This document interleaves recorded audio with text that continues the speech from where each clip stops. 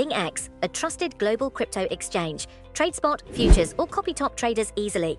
Sign up via the link or referral code to get 30 USDT instantly, plus up to 1,500 USDT in bonuses for verification, deposit, and trading. British Airways has suspended its sponsorship of Louis Theroux's popular podcast following a controversial interview with Vylan, the frontman of the punk band Vylan. The airline confirmed it has pulled its advertisements from the journalist series after Vylan, whose real name is Pascal Robinson Foster, openly stated he had no regrets about leading chance of death to the IDF, Israel Defense Forces, during a performance at this summer's Glastonbury Festival, adding he would do it again tomorrow. This stance has ignited a significant backlash, prompting British Airways to review its partnership.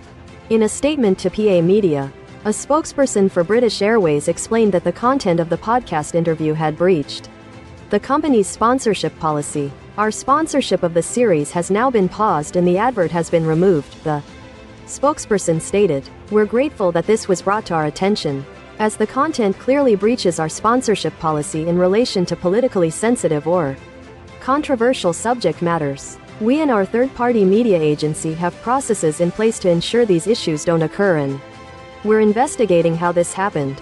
The airline's decision highlights the sensitive nature of political discourse and its potential impact on corporate partnerships. The fallout from Vylan's Glastonbury performance has been substantial, leading to the postponement of two of Vylan's scheduled gigs, including a show in Manchester. These postponements came after considerable pressure from members of parliament and leaders within the Jewish community, who voiced strong objections to the lyrics and chants. Further consequences for the band included their agency, UTA, dropping them and the U.S. State Department revoking the members' visas, which ultimately forced them to cancel a planned North American tour. This series of events underscores the far-reaching implications of public statements and performances in the current socio-political climate. During the podcast interview, which was recorded on October 1st, Louis Theroux directly questioned Vylan about his position on the chant and his willingness to repeat it. Vylan responded unequivocally, stating, "Oh yeah, like what if I was to go on Glastonbury again tomorrow? Yes, I would do it again. I'm not regretful of it. I'd do it again tomorrow. Twice on Sundays. I'm not regretful of it at all. Like the subsequent backlash that I've faced, it's minimal." He further contextualized his sentiment by contrasting the backlash with the suffering of people in Palestine, suggesting his actions were a form of solidarity. It's minimal compared to what people in Palestine are going through.